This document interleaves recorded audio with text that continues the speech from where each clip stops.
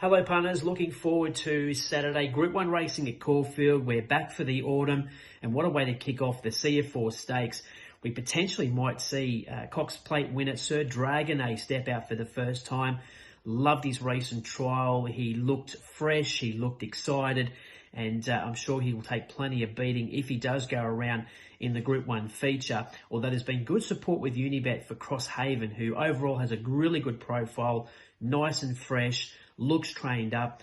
And the fact that Daniel Stackhouse is riding 55.5 is perhaps a good sign that this horse is ready for a first up crack at a Group 1 race. The 2-year-old's going around. It's a quality program, but let's find a couple of best bets. And I'm going into race 6, horse number 2, Nonconformist for Graham Begg and Jordan Childs. Now, it was certainly unlucky first up last preparation. Loved its recent trial. Was a winner over 2,000 metres at sort of the back end of its preparation last time in, and really progressed nicely for Graham Begg. And when he teams up with Jordan Childs, they have a wonderful strike rate together. So around the $5 mark, you can perhaps play the 2x3 strategy. So race 6, number 2, Nonconformist, the first of the best bets. Now we're going later in the afternoon down to race 9, horse number 2, Grey Worm. Grey Worm has a wonderful first up record. 2 trials in Sydney, both have been right on the mark. So we're expecting this horse to be very forward. It's drawn a lovely little gate. If it goes forward, it probably leads the race. And that's where he runs his best races, where he's got that high cruising speed, just run along and just keep on going. And the fact that he's had 2 trials suggests he's going to be very forward for a first up run. Now, around the $4.50 mark with Unibet. So again, you could play 2x3, or if you're cashed up by the last race, have a good crack at Grey Worm. It's an interesting race on the set weights and penalties. Viridine looks very well placed.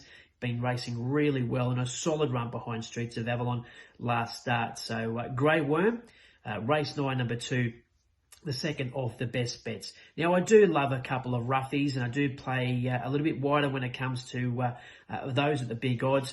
And I found a couple of little sneaky ones if you want to have an extra play. Race 5, number 6, or number 7, Highly Discreet. Now, Highly Discreet did a good job last prep, run some really nice races without winning.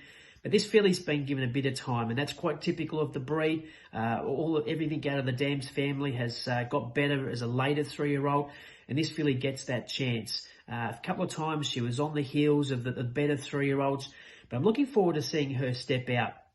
Luke Nolan to ride, trained by Philip Stokes, should sit midfield and be looking to run on strongly. Now, there looks to be good pace in the race with the likes of La Mexicana rolling forward. Now, I know Pinkham is the favourite, and it trialled like an absolute bomb at Werribee a couple of weeks ago. Looked very fresh and just burnt the grass. A little bit suspect first up 1,200 metres on the Dam side. Mum was a little bit vulnerable at 6 furlongs. So is there a question mark? Is it the sort of filly that you want to take on? So I'm shopping around the horse at the top of the markets and going for a little bit of value in Highly Discreet.